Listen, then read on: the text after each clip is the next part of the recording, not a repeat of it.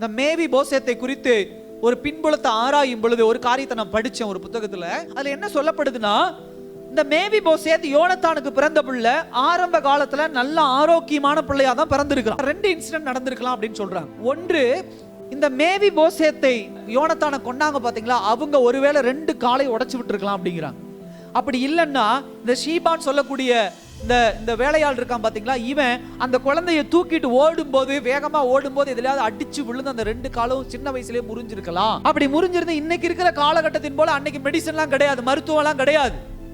அப்படிப்பட்ட ஒரு காலத்துல உடைஞ்சிருச்சுன்னா ஒன்ஸ் உடைஞ்சது, அவ்வளவுதான். இதனாலதான் மேவி போசேத் ஒரு முடவனா மாறி இருக்கலாம் அப்படின்னு சொல்லி இந்த ஹிஸ்டரி சொல்றாங்க, பின்புலம் சொல்றாங்க. நீங்களும் நானும் மேவி போசேத்தின் அடையாளம்னா, ஆரம்ப காலத்திலே கர்த்தர் உங்களையும் என்னையும் படைக்கும் பொழுது ஏதேன் தோட்டத்துல ஆதாமையும் ஏவாளையும் என்ன நோக்கத்தோடு படைத்தார் என்று சொன்னால், அவரோடு நடக்கக்கூடிய, அவரோடு உலாவக்கூடிய, அவரோடு தரித்திருக்கக்கூடிய, அவரோடு சேர்ந்திருக்கக்கூடிய, அவரோடு ஆராதிக்கக்கூடிய ஒரு சூழ்நிலையை தான் கர்த்தர் படைத்தார். ஆனா அப்படி படைத்த கடவுள் நாம் பாவம் செய்ததனால கர்த்தரை விட்டு தூக்கி எறியப்பட்டோம். இப்படிதான் ஆவிக்குரிய குறைபாடு இன்னைக்கு உங்களுடைய வாழ்க்கையிலும் என்னுடைய வாழ்க்கையிலும் வந்திருக்கிறது. நம்முடைய சந்ததி தொடங்கும் பொழுது கர்த்தரோடு கூட இருந்தோம். ஆனா பாவம் வந்ததனால, பாவத்துக்குள்ள நம்ம விழுந்ததனால, பாவத்தின் சந்ததியாகிய ஆதாம் ஏவாளுடைய பிள்ளையாய் நாம் மாறினதனால கர்த்தரை விட்டு பிரிக்கப்பட்டு செப்பரேட் ஆகி, கர்த்தரை விட்டு புறந்தள்ளப்பட்டு, கர்த்தரை விட்டு தூரமாய் கிடந்தோம்.